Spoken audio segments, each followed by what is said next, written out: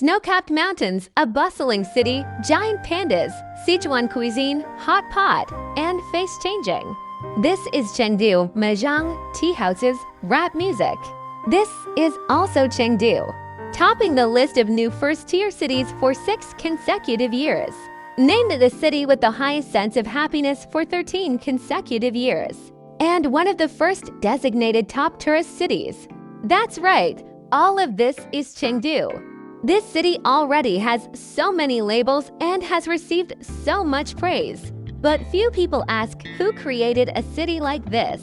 And what, then, is the real Chengdu? In this video, we will attempt to answer these questions from a sufficiently broad scale of space and time. But first, you must leave the Earth's surface and travel thousands of kilometers high into the sky. From here, the skyscrapers and bustling traffic all fade away. Before our eyes is just a vast depression, completely surrounded by mountain ranges. This is the Sichuan Basin. The Hengduan Mountains on the western side of the basin belong to the edge of the Tibetan Plateau. Here, canyons crisscross the land and snow-capped peaks stand tall. Looking from the direction of Chengdu, you see the magnificent scene. My window frames the western range's eternal snows. But the gifts the mountains give to Chengdu don't stop there. Glacial meltwater and atmospheric precipitation converge in the mountains, becoming meandering rivers that flow until they rush out of the gorges, breaking free from the mountain's embrace, and depositing the gravel and silt carried along the way at the foot of the mountains. At the same time, due to the constant compression between the Tibetan Plateau and the Sichuan Basin, the deep geological strata are continuously bending downwards, causing the sediment here to pile up ever thicker. Today, between the Longmen and Longquan Mountains, the sediment can reach a thickness of several thousand meters. The Chengdu Plain, a flatland nestled between two mountain ranges, was thus born. Upon the plain, rivers rushing out of the mountainous areas interweave to form a dense river network. In some areas, there is a major river channel every 3,000 to 5,000 meters, making this one of the regions in the Sichuan Basin with the densest network of rivers. And between the plain and the mountains, an elevation difference of more than 4,000 meters allows over 2,600 species of seed plants and 237 species of vertebrates to live at different vertical altitudes, each finding its own place. The city of Chengdu today is situated on this beautiful, fertile, and resource-rich land. But land alone is not enough to shape a true land of abundance. So, who will enter the scene next?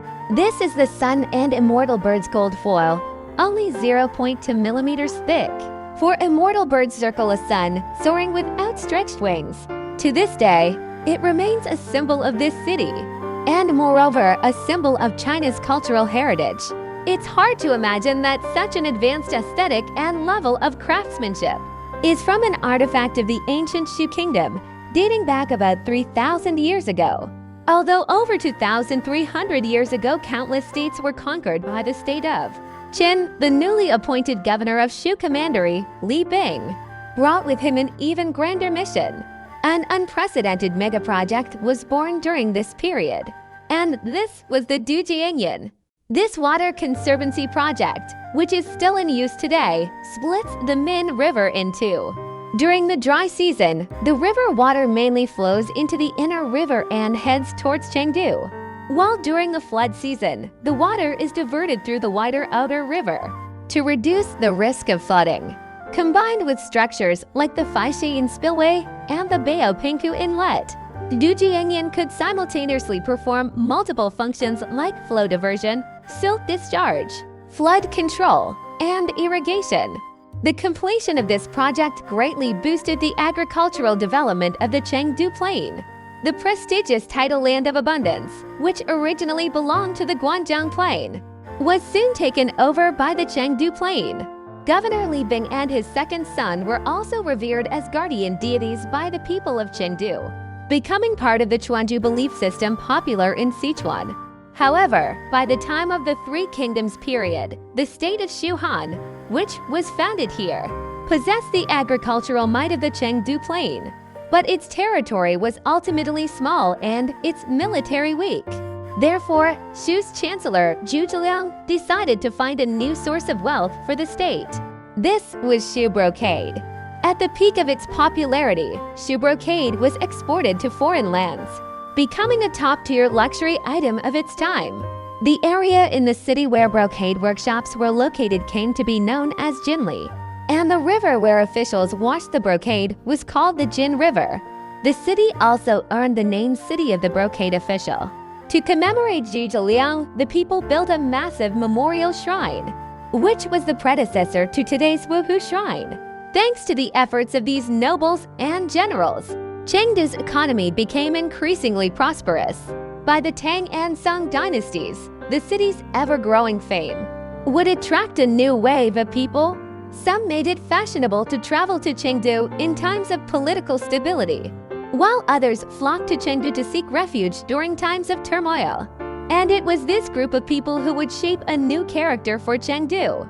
In the year 759, a 47-year-old Dufu arrived in Chengdu. He built a new home for himself with borrowed saplings and bamboo. This is the famous Dufu thatch cottage. 30 years later, the poetess Yu Dao came to Chengdu.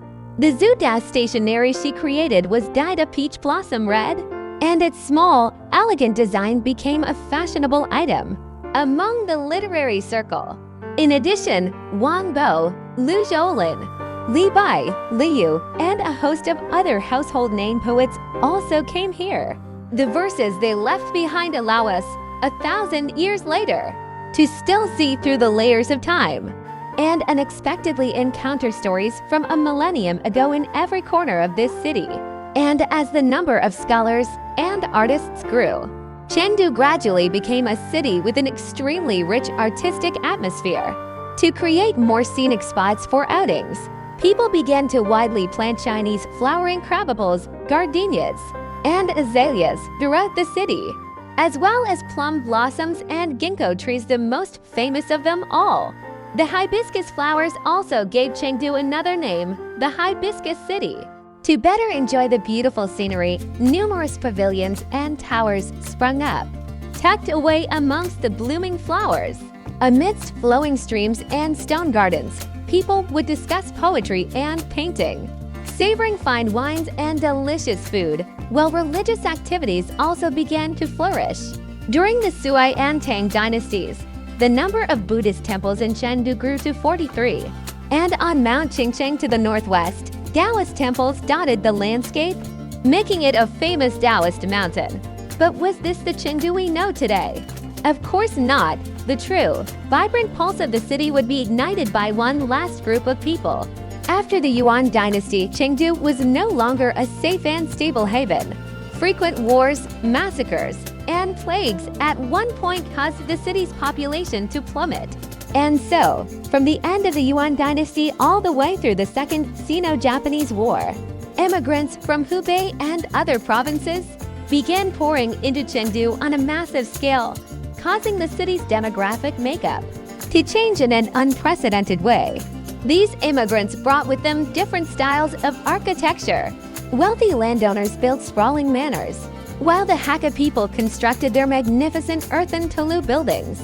And the Manchu people, following their northern customs, built the Quanzaialis, which resemble the Huttons of the north.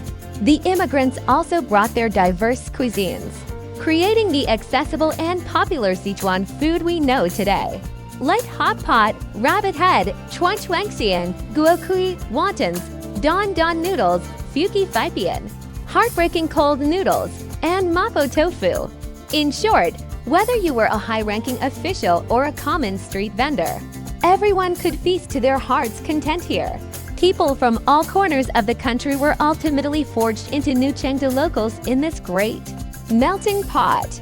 They filled every corner of the city with tea houses, where people from all walks of life could drink tea and chat, with no regard for social status or formal etiquette. They turned mahjong into a pastime for the entire city. Men and women, young and old, rich or poor. The mahjong table became Chengdu's biggest social network. The flourishing of this grassroots culture in turn fueled the prosperity of Chengdu's small-scale commercial economy. By the late Qing dynasty and the Republican era, a Sichuan warlord named Yang Sen built a new modern road in Chengdu, Senwai Road.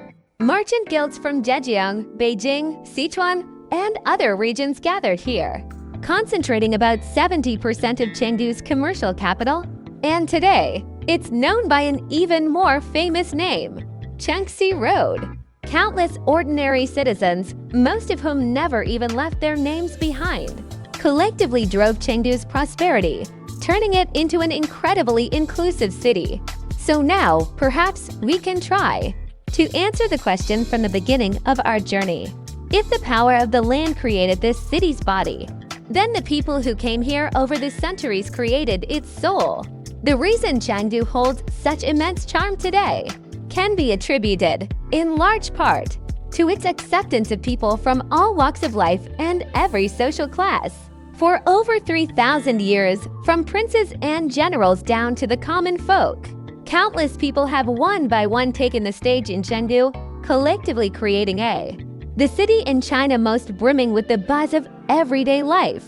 Just as a great poet wrote here 1,000 years ago, "From the highest heavens, a city, Chengdu, is unveiled. Its countless homes and gates are seen from a magnificent painting.